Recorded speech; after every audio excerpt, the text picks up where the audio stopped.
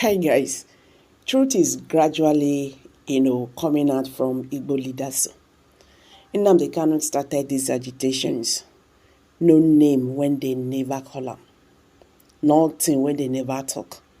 They even make sure that he was apprehended in Kenya. These people. Say I go to ask myself this question. Does it mean that these leaders, they don't feel what, their people are feeling? It doesn't make sense that you are the only one, gaining in your little space while your people are not happy. It doesn't make sense. You get.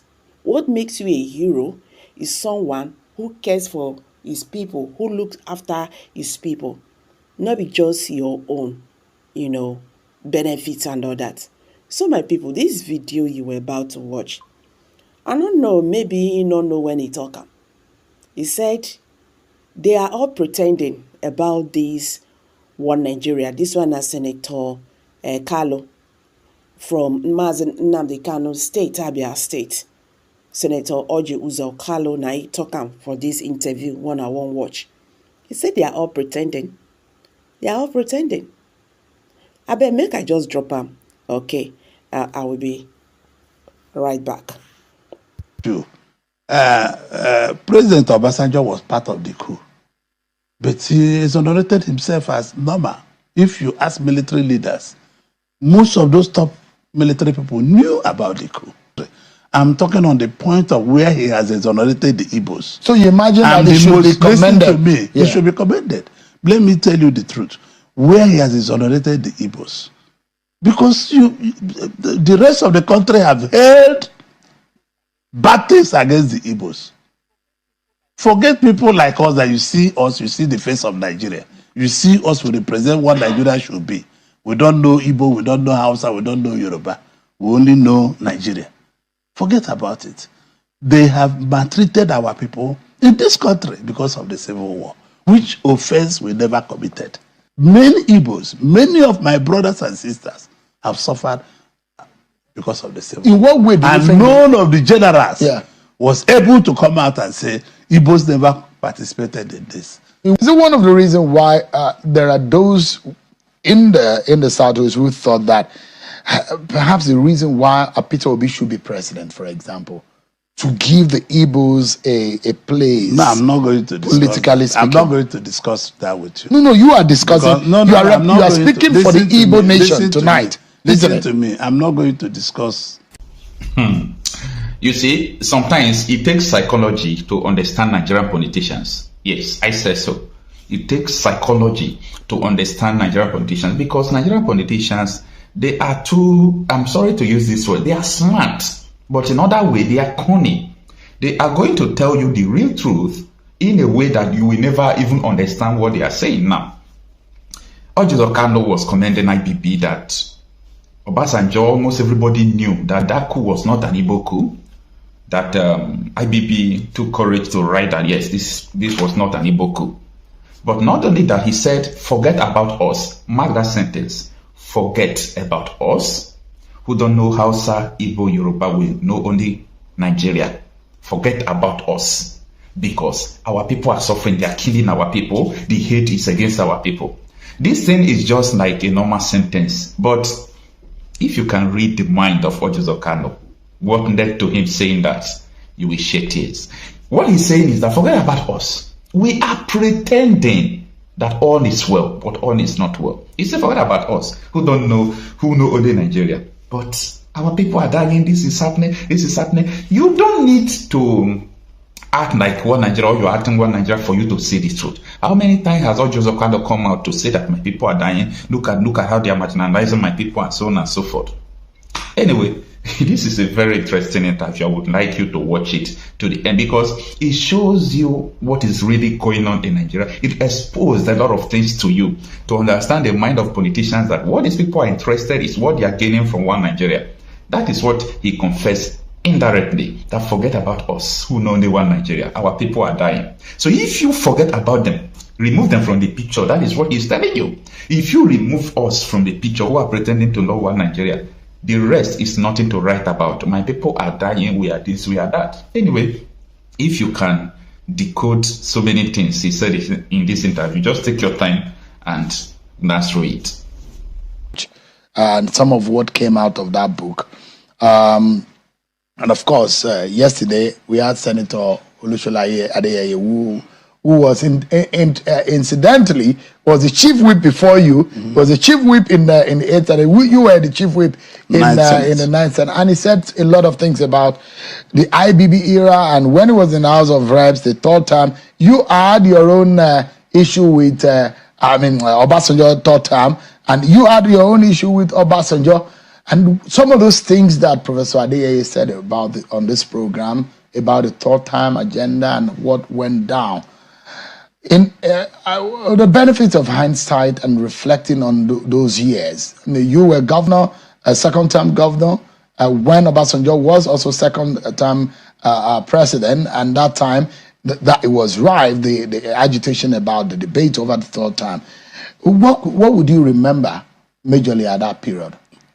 Like what? Tell us. Like what? You are not asking the, you are just talking to yourself. No, really? You are talking to yourself. I'm asking you a question, except you are dodging from answering. No, you have not asked me any question. I'm asking about the 3rd time agenda. Oh, the 3rd time. There was a reflection by Senator Adeyeye on this program about I didn't some watch, of the politics and how I didn't watch what Senator Adeyeye democracy. I can't comment on what Senator Adeyeye on the Babangida's book. I think Nigerians are very unfair to Babangida. Really? Yes, because Babangida came out. When I said that the story is not complete, I wanted President Babangida to write more of the stories, because the story had not finished. Because it just looked that maybe Babangida is trying to tell you a story. No. There are more to the story. There are officers who ask Babangida, no, you cannot hand over to this man. There are people. This is why we needed. Nigerians are not very fair to Babangida. He came out on his own to say things that nobody ever said. That we could have respected people to say things he said. For example, what he said about the Igbos.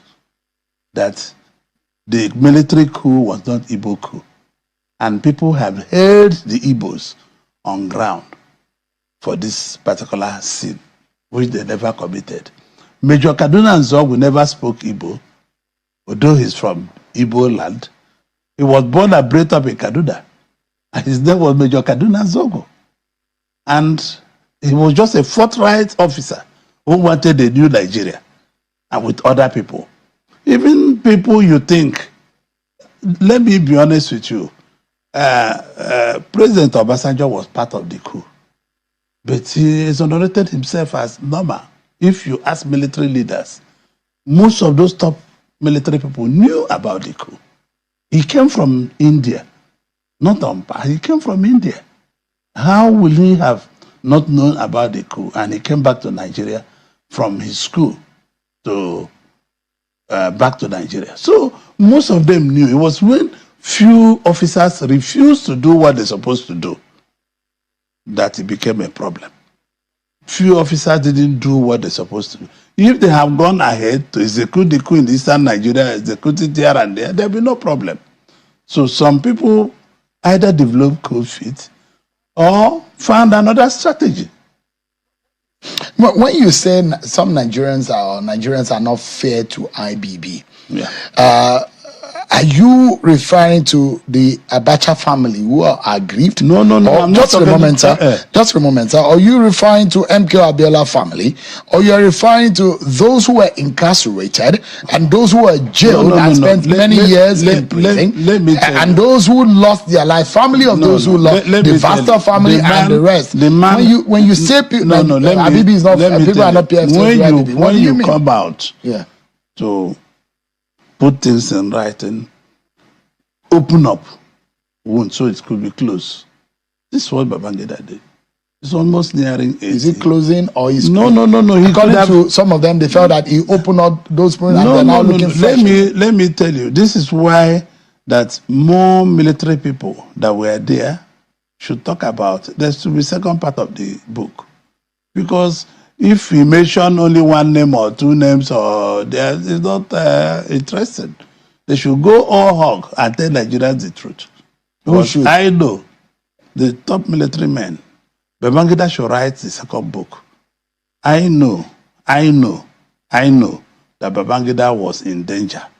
Babangida was in danger throughout this period.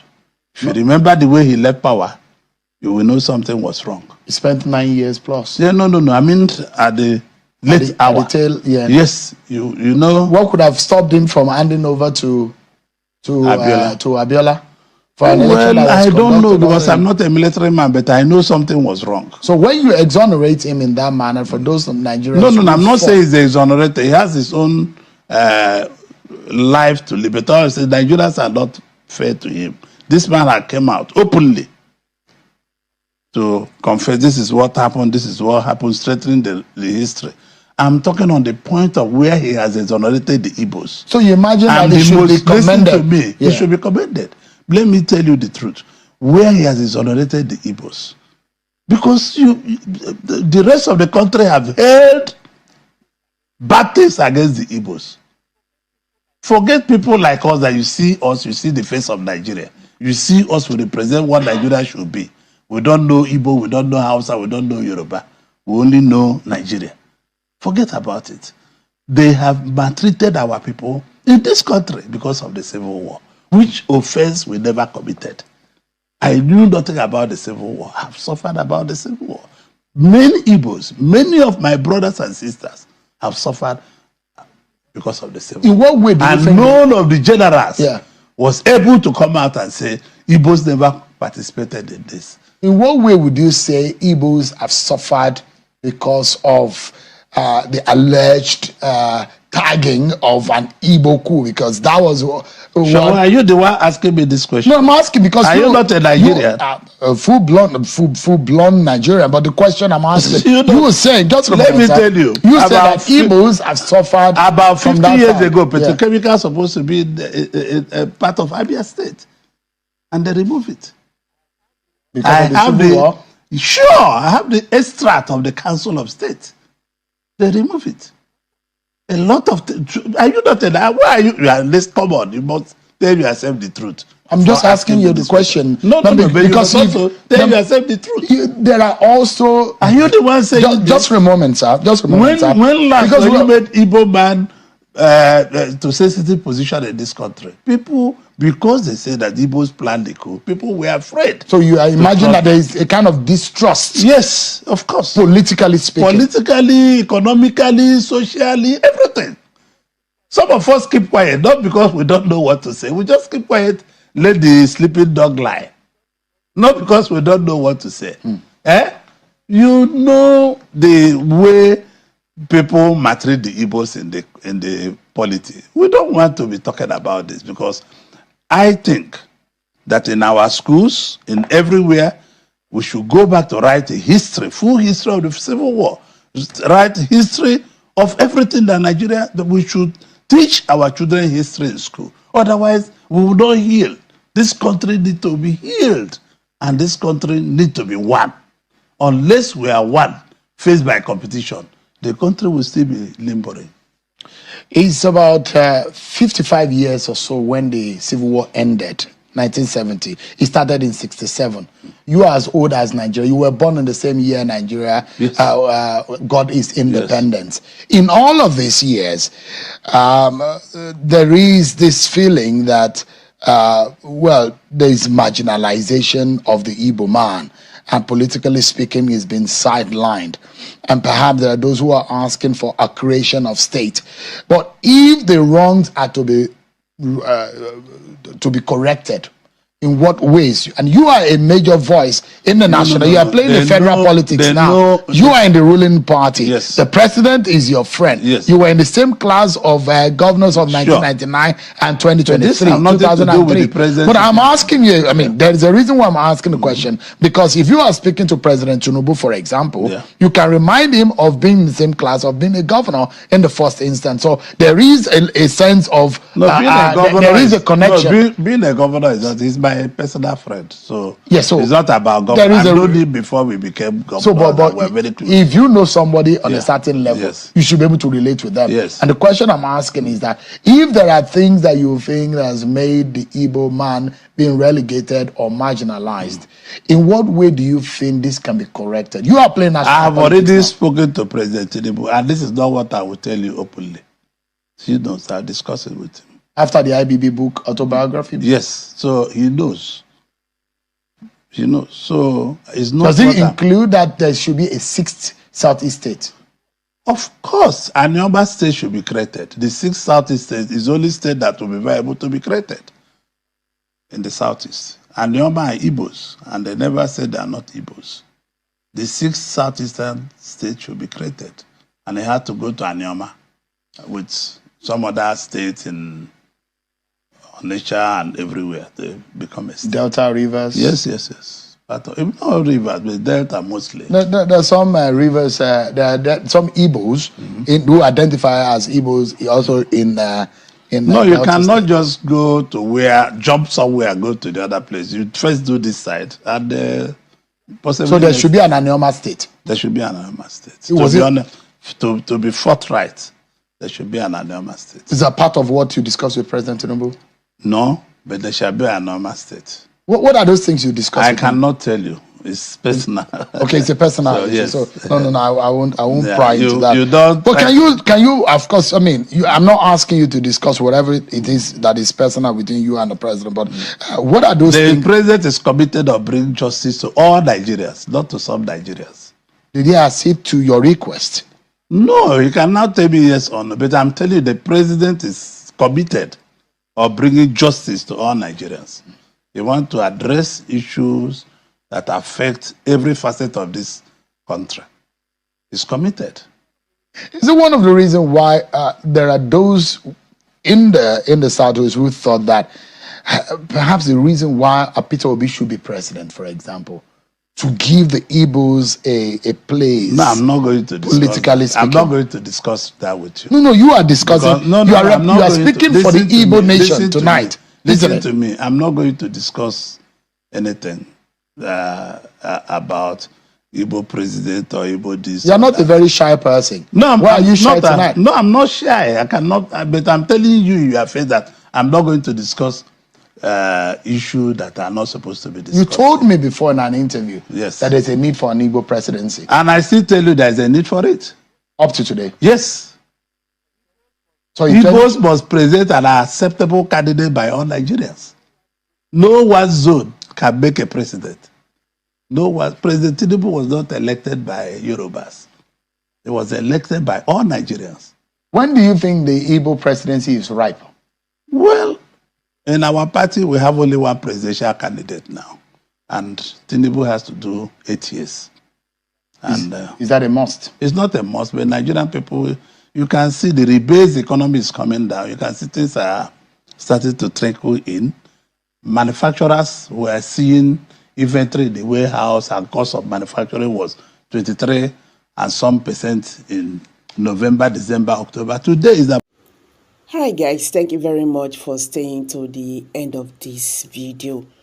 What's your take on this? Please let's hear from you. Kindly drop your comments below the comment section. And don't forget to give us a thumbs up. Share this video, let it go viral. Thank you and bye for now.